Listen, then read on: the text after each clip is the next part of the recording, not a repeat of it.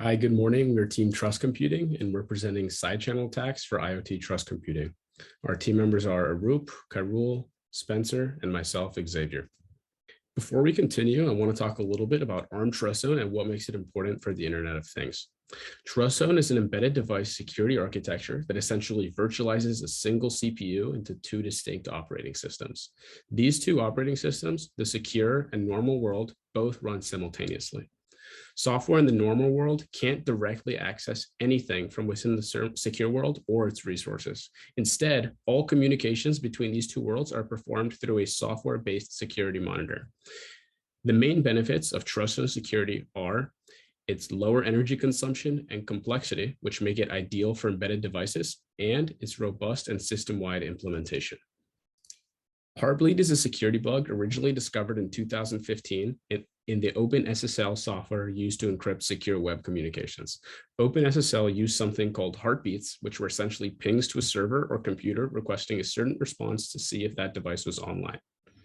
The vulnerability here stemmed from malicious heartbeats that tricked the server or computer into unintentionally leaking sensitive data. These malformed heartbeats, or data requests, access information from subsequent memory locations on the server or computer. This data could then be decrypted and parsed in search of valuable information. The example to the right shows the basic HeartBleed attack. The attacker specifies a certain response it wants from a server along with the length of that response. Since the length in this case is longer than the requested response, the server would access subsequent memory locations and return that to the attacker. The length of this response could be up to the entire memory of the server.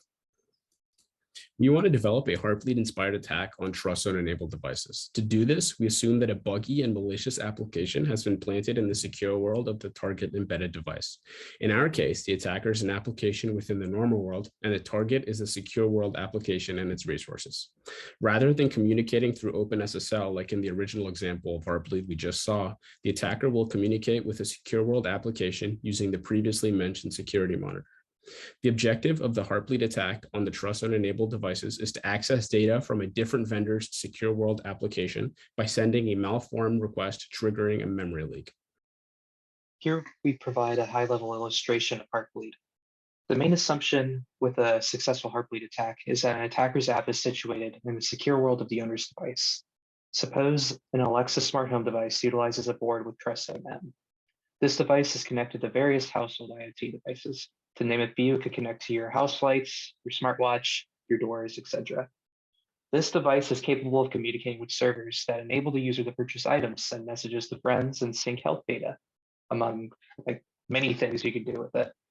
If the user unknowingly downloads an attacker's secure application with memory leakage, the attacker can invoke the compromised application to access sensitive information, such as users' device identifiers and authentication keys that are saved on the device. Here are our project goals. As the semester progressed, we expanded upon our initial project goals to elaborate specifically what we wanted to accomplish this semester.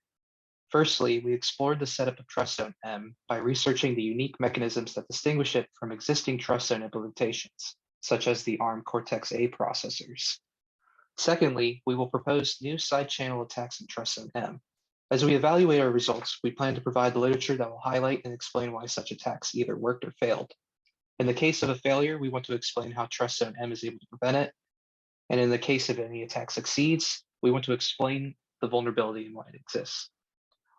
Ultimately, TrustZone-M is a new state-of-the-art concept that has little existing research today.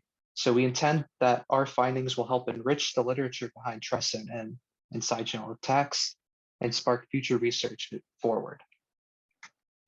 Here's our overall timeline of progress for this semester. Since our last presentation late October, we made substantial progress in exploring the mechanisms behind TrustZone and what can and cannot be allowed to happen. As of now, we have written up the literature behind failed attacks on the M33 board that explore why such attacks cannot happen. More recently, we found some attacks that do not trigger hard faults and show more promising results. Arup will go into further detail exploring both the attacks that failed and succeeded. All of our findings will be explained in further detail in our final report due on December 9th. Hi, my name is Arup, and I'm going to describe the implementation and outputs of our proposed threat model.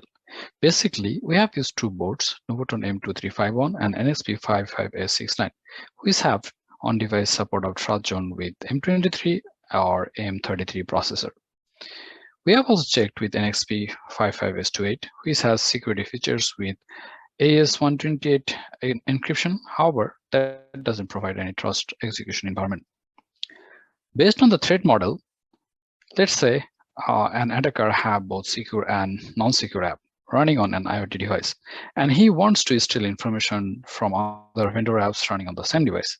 In the figure, A2 is the malicious app, which has the memory leaks. In ARM TrustZone, there is no support of handling malicious memory overflow inside secure zone.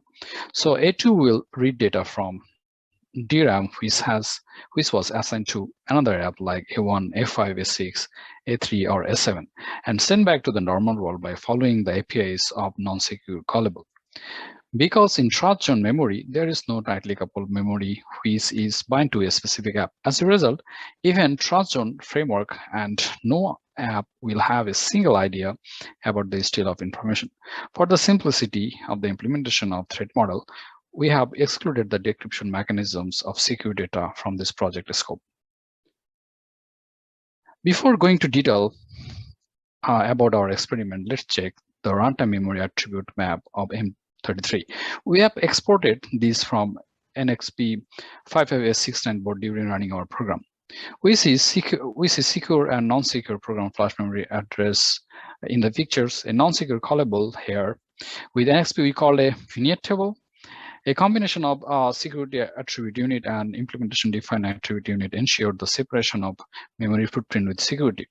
Here, ACU is internal with processor and IDU is external unit, normally designed by chipset vendor. Like for NXP has the flexibility to design the IDU. We have done some attacks on Cortex-M33 processor. Some attacks are failed due to security properties by ARM. We do have some success results. Failed attacks are here. Invalid transition from secure to normal world, invalid entry point from normal to secure world, invalid data access from normal world. Successful attacks are invalid input parameters in entry function, we call it ACLISIL, still memory data inside secure world, we call it HeartBleed. In the picture, we see the output message for successful and failed cases. Let's talk about invalid transition from secure to normal world. In this example, direct address to non-secure reset is used to jump into normal world. There is two issues related to this approach. Number one, all core registers are not clear, so there is a potential data leak. And the most eligible bit of address into normal world has said to be cleared. These criteria are not met here. Therefore, secure fault is generated. Both issues can be resolved by using CMS AC non-secure call keyword attribute.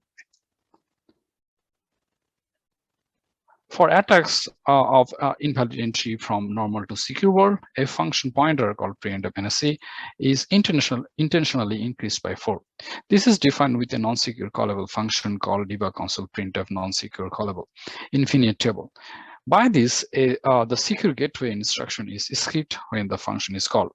This causes illegal entry point to secure world and secure fault is generated.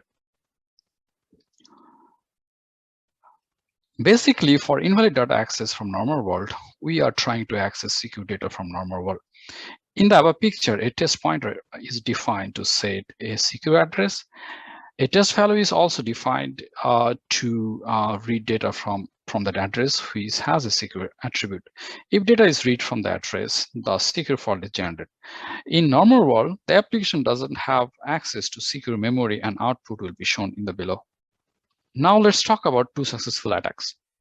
First one is invalid parameters in entry functions. We call it ACLISIL. The input parameters is set to address 10 million, which has a secure attribute.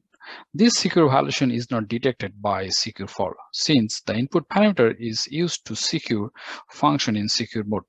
So this function has the access to whole memory. However, Every entry function should check source of all input data in order to avoid potential data leak from secure memory. The correctness of input data cannot be checked automatically. So this function is a CLSL which can be used to enter the secure world by using valid secure location as an input parameter. This has to be checked by software using TT instruction by publishers or vendors to protect ACLSL if developer forget to set a checking in NS layer like in line 62. Along with the ACLSL, we have implemented our threat model called HeartBleed. In the HeartBleed attacks, a secure app with memory overflow is running on the secure zone. Here, HeartBleed attacks function is implemented in the secure app which has the memory leaks. It is still data from the unassigned memory which is allocated to the other app. Whenever secure app returns any data to the normal world, it has data with buffer overflow and responded with memory with encrypted memory data. With T-table based mechanism, it can be decrypted to the actual data. This is the repository that for our project we have implemented our threat model and submitted to a private GitHub repository. You can see the directory structures. We have added you as a member of this project for further evaluation. Hello everyone, my name is Khairul and I'll be visiting the related works, the discussion about our findings, our limitations, and also potential future works. Regarding the related works, most of the side channel attacks on ARM devices focused on cache timing-based attacks. Similarly, access-driven attacks use cache coherence to apply cross-core attacks on the processors. But both of them requires high-resolution probes to accurately calculate the time and also flashing mechanism in the cache. But our attacks mainly focused on the context switching between the secure and non-secure world. Then we used buffer overflow to access out of the bound memory. For example, here you can see that our malicious app was able to access out of the scope memory within the trust zone. Now, downgrade or rollback-based attacks on the trust zone requires upgrading the host operating system or rooting that device, then mounting an old version of the vulnerable trusted app to exploit the device's security. Some attacks used hardware implementation bugs in the ARM debugging feature to leak private keys. But our attacks don't require changing the host operating system, and also the attacks don't depend on any hardware bugs. The discussion about our findings are: the fourth attack we have used is opened if the developer do not check the memory location as an input parameter. And there is no automatic approach to check this, so the developers and the vendors need to extensively review the app before publishing it. Also, the TrustZone framework should tightly couple the memory for different applications so that one application cannot access the memory of another. So the limitations of our works are: our attack needs to have our vulnerable trusted app installed on the victim's device. Without it, we don't have access to the TrustZone memory. And even though we can successfully extract data from the secure world, they are encrypted and a separate tool is needed to decrypt them. And we are unable to find the latest two Cortex-M processors. The Cortex-M33 we had might not represent the state-of-the-art architecture and countermeasures. The future works related to our project can be reducing the service space in the secure trust zone so that we can extract a targeted app's data using the HeartBleed attack. And some previous works have done similar things using cache flashing. We can also use the accessed secure zone to pass malicious input to the target app. We can also try to exploit the TrustZone implementation of encryption algorithm for faster and better data decryption. So that's the end of our presentation. This is the references we have used. Any questions?